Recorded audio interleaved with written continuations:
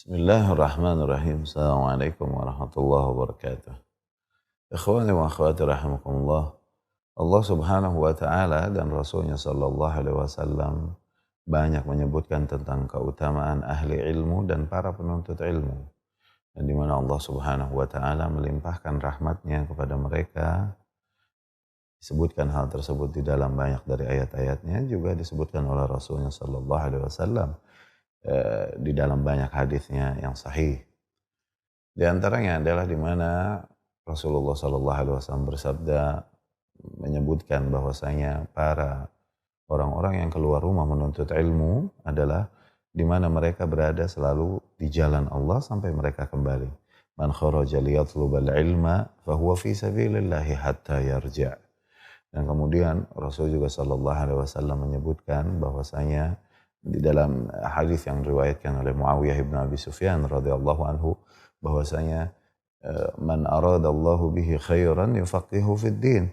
Barang siapa yang Allah Subhanahu wa taala kehendaki baginya kebaikan, maka Allah Subhanahu wa taala akan berikan dia pemahaman di dalam agama, yakni pemahaman yang tepat, pemahaman yang baik di dalam agama.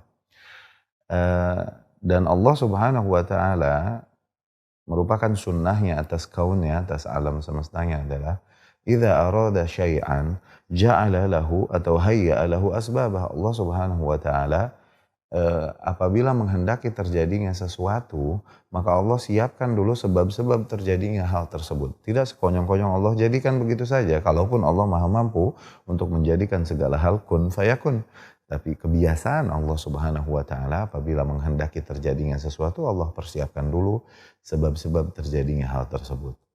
Dan di dalam hadis tersebut ketika dikatakan oleh Rasul sallallahu alaihi wasallam bahwasanya man aradallahu bihi khairan yufaqihu fid din, barang siapa yang Allah kehendaki baginya kebaikan, maka Allah berikan dulu pemahaman kepadanya di dalam agama.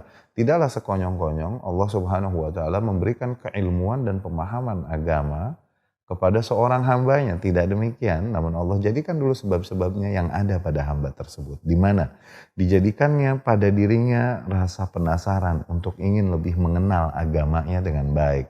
Di mana para hamba Allah yang lain mungkin tidak memperdulikan hal itu sama sekali. Kemudian diberikan taufik, semangat pada diri hamba tersebut untuk bergerak, menyempatkan diri, melangkahkan kaki, menghadiri majelis-majelis ilmu yang dengan itu dia lebih memahami ayat-ayat Allah Subhanahu wa taala dan hadis-hadis Rasulnya sallallahu alaihi wasallam.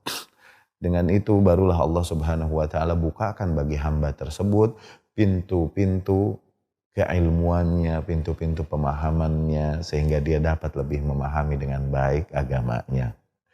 Dari situlah Allah Subhanahu wa taala bukakan pintu-pintu pemahaman bagi hamba tersebut. Nah, maka dari hadis ini Syekh Ibn Baz rahimahullah memberikan ta'liq yang indah bahwasanya ketika dikatakan bahwasanya barang siapa yang Allah kehendaki baginya kebaikan, maka Allah berikan dia pemahaman di dalam agama. Maka makna dari hadis tersebut adalah man lam yatafaqqah fid din ma aradallahu bihi khairan. Barang siapa yang tidak mau dia mempelajari agamanya, tidak mau dia menggerakkan dirinya untuk lebih mengenal agamanya dengan baik, maka memang pada intinya Allah belum atau tidak kehendaki kebaikan pada hamba tersebut. Maka alhamdulillah Allah Subhanahu wa taala menjadikan kita di antara orang-orang yang masih memiliki semangat dan keinginan tahuan tentang agamanya, sehingga dari situ kita sama-sama bergerak menghadiri majelis-majelis ilmu yang ada. Namun ikhwan wa akhwati rahimakumullah, yang terjadi akhir-akhir ini adalah di mana dapat kita lihat beberapa talabah penuntut ilmu yang telah menemukan jalan kebenaran. Mereka tahu jalan mencari kemurnian agama melalui sunnah, melalui faham salafus saleh dan lain-lain. Kemudian mereka pun mulai bergerak menuntut ilmu. Namun di dalam jalan tersebut, seolah-olah mereka tersesat dari jalur tersebut. Keinginan atau semangatnya untuk menuntut ilmu meredup, namun yang lebih besar pada diri mereka adalah justru semangat untuk mengadakan kajian-kajian ilmu, menjadi IO yang dengan itu dia dapat menjadikan kajian-kajian ilmu dan menghadirkan banyak orang, menghadirkan ustadz-ustadz sehingga dia dapat membuat acara-acara yang besar. Tidak demikian. Ini adalah sebuah kekeliruan. Janganlah sampai salah seorang penuntut ilmu merasa bahwa dia telah melaksanakan kewajibannya sebagai penuntut ilmu dengan menyelenggarakan kajian-kajian besar demikian. Sungguh tidak. Dikarenakan apa? Ini adalah termasuk bentuk tertipunya seorang penuntut ilmu. Dia maghbun, dia terlena dalam hal ini. Dia merasa puas apabila dia dapat menjadikan atau membuat sebuah kajian yang besar. Dia dapat mendatangkan seorang ustadz yang menarik perhatian banyak orang dan dapat menghadiri banyak orang. Tidak demikian sungguh. Sama sekali penuntut ilmu demikian belum melaksanakan tugasnya sebagai penuntut ilmu. Betul, memang harus ada orang-orang yang bergerak mengadakan kajian ilmu.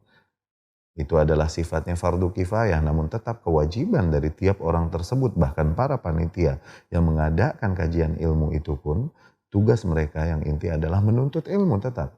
Namun seringkali yang kita lihat dari para penuntut ilmu sekarang di mana mereka sangat bersemangat untuk menghadiri dan mengadakan kajian apabila mereka yang menjadi MC-nya, mereka yang menjadi pembicaranya, mereka yang menjadi panitianya. Namun sayang sekali, kajian-kajian rutin yang dibahas di situ kitab para ulama rahimahumullah, yang di situ terdapat kuncian-kuncian agama kita, kajian-kajian demikian sama sekali tidak kita dapatkan wajah-wajah para penuntut ilmu tersebut.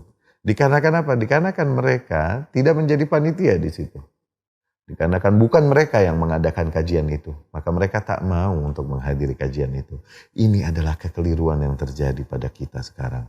Maka kami nasihati para penuntut ilmu dan termasuk diri kami sendiri.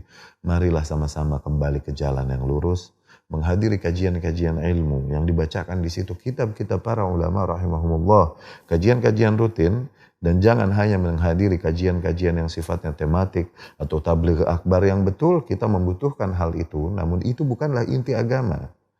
Pemahaman agama dengan baik hanya akan kita dapatkan di kajian-kajian rutin itu. Yang dibahas di dalamnya kitab-kitab para ulama. Bukan dari tabligh akbar yang sekali dalam beberapa waktu diadakan. Hal demikian tidaklah akan menambah dalam pemahaman kita tentang agama.